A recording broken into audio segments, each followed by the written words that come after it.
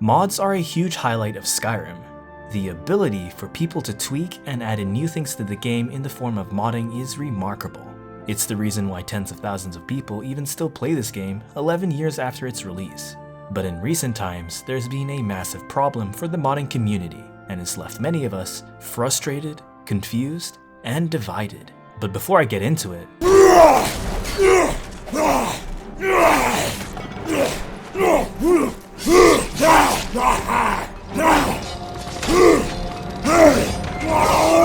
looks like you need some assistance. Have you heard of Skillshare? It's only the best online learning platform, with thousands of courses and classes to help you learn, explore, and discover skills, from art to music. I've been watching Dmitry Belachenko's class on making music in FL Studio 20, and it's helped me make my latest song. I bring the destruction of the aliens! Come and feast me, worm! Hello, I will have your head. 5 minutes later. And not only is Skillshare affordable, but the first 1,000 people to use the link in the description will get a 1-month free trial. So click on the link in the description to join Skillshare and improve your skills today. I regret not using Skillshare. I know this video may cause some people to get angry, but I kindly ask all of you to not harass anybody because of it. I simply want to bring to light and explain what's been going on. Skyrim's Anniversary Edition was released back in November of 2021. While it came out with all the Creation Club content, it also came with a compiler update. This wasn't an issue for regular mods. However, this change would break all SKSE mods. The compiler update had shifted the code around so much, it was breaking the hooks SKSE mods needed to function properly. No automatic tool like Address Library could help fix these hooks, and this all had to be done manually. This resulted in the Anniversary Edition mod apocalypse, with many users disabling Steam updates to prevent the new update destroying their mod lists. It didn't even matter if you owned Anniversary Edition as well, because your game would just update automatically. So you might be asking, why did Bethesda update their compiler? Well, Bethesda never officially gave a statement for this, but there are some theories floating around. Some say it was to improve script speed. The author of Lucian, Joseph Russell, did make a Reddit post saying scripts appear to run faster on the Anniversary Edition update. However, this was later debunked by the user Sukino when they proved that Anniversary Edition improved script speed by a whopping 0.035%. The improvement was negligible, so this theory doesn't really hold up. Another theory I could find was from an SKSE developer who had contact with Bethesda at the time. They said that the most probable reason for this was that the Xbox Live libraries used for achievements on the Windows Store are only available for games compiled using Visual Studio's 2017 and later. At the time, Skyrim was using Visual Studio's 2015. Now it is worth mentioning some store games have actually worked around this limitation with the use of a DLL wrapper. This option takes much less time, manpower, and resources to pull off. However, Bethesda didn't choose this option, and instead decided to update Skyrim using Visual Studio's 2019. Another question people raised was, did Bethesda know this update would break some mods? Well, yes. They must have known this, because Bethesda gave SKSE developers NDA'd early access to builds of Anniversary Edition before it was released, just so they could develop a version of SKSE that was compatible for AE. This means they thought about SKSE at some point. However, I think it's very likely they only realized this later on, when it was too late. The update was already announced and on its way, and they probably couldn't backtrack at that point. Another explanation is that Bethesda could have just not cared enough. This sentiment does sort of hold up when we look back at all the updates in retrospect. They did not need to recompile the EXE every time, as only a few Creation Club mods added new functions to the game. They could have set it up in such a way to avoid this, however they chose not to. But unfortunately, these updates were rolled out and broke a lot of people's mod lists and divided SKSE mods. To make matters worse, Arthmore would take down all Special Edition versions of the Unofficial Skyrim Special Edition patch, only to support AE versions of USEP. This was a problem because USEP is the most downloaded Skyrim mod and is required for many other mods to work. You can imagine the amount of frustration players had when they updated their USEP, only to later realize it broke their game and there was no link on the mod page to downgrade it back. Nexus Mods has changed their terms of service earlier though, and so all mods are archived. But this wasn't easy to find, and often confused new modders. Thankfully though, Helgari would later put out the unofficial Skyrim Special Edition Downgrade Patcher. This tool allowed users to easily downgrade their Skyrim back to SE. It also came with a best of both worlds option, which allows users to keep all the AE content while playing on SE. When using the best of both worlds option, users also got to keep the new AE versions of Skyrim.esm and Update.esm, making it possible to use AE USEP while technically on SE. But okay, time went on and eventually more and more SKSE mods would be ported over to AE.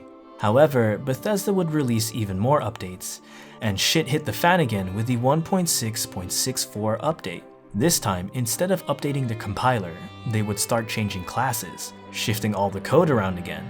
Nobody really knows why they did this. There didn't seem to be any sane reason for them to do so. I mean, it could have resulted from them trying to fix something we didn't know about, or someone might have been nitpicking. But alas, this caused another divide for Skyrim's versions, breaking the SKSE mods again. So we're in a bit of a sticky situation right now. Skyrim has 3 big divisions. We have mods only working for 1.5.97, that's SE, mods only working from 1.6 to 1.6.629, and finally, mods only working for 1.6.640 and above, which also includes the new GOG version of Skyrim, which is DRM free, and on version 1.6.659. And there's also a division for VR players who are stuck on version 1.4.15, if you count that as well. Yeah, modding Skyrim nowadays is complicated as fuck. As a result of this, we have a bunch of mods that are exclusive to a particular version of Skyrim. This makes modding very complicated, especially for those just getting into it.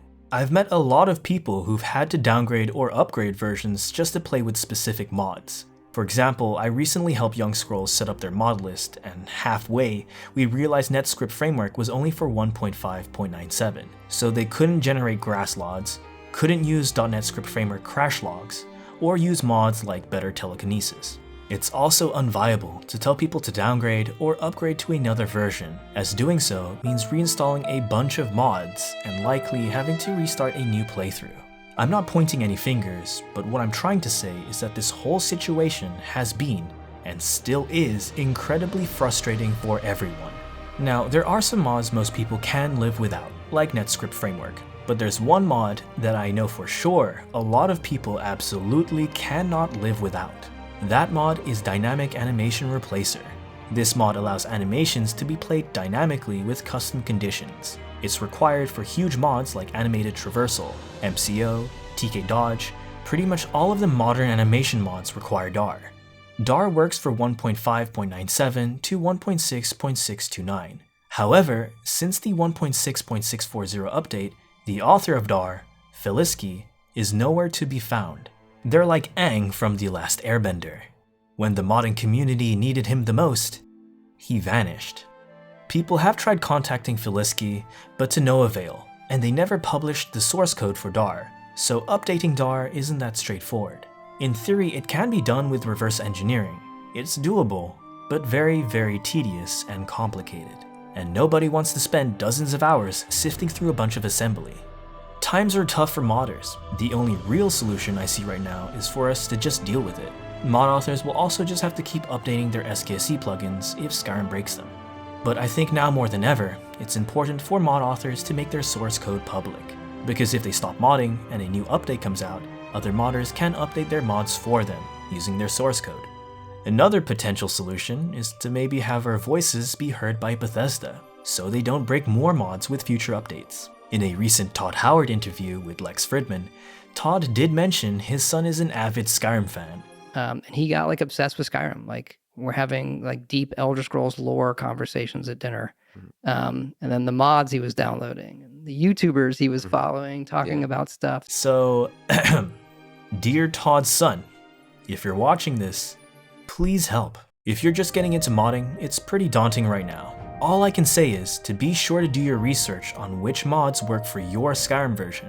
If you're just starting out, I'd personally recommend downgrading to 1.5.97, because that's what most mods support, and what most SKC authors develop for first. Also keep in mind, you can still play all the AE Creation Club content while on SE. It might be the worst time to mod Skyrim right now, but also the best time.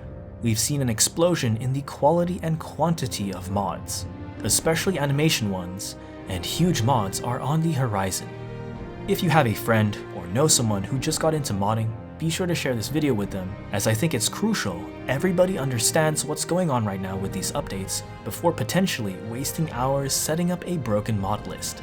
Thanks for making it to the end. You're officially part of the Watch to the End gang. Leave a like and subscribe if you found this video helpful, grab some merch, and consider supporting the channel on Patreon. My wonderful patrons help make it possible for me to keep producing the content you're watching, while I also juggle studying at uni. Studying game design and YouTube is destroying my soul. Take care, lads and lasses, and I will see you next time. Uma!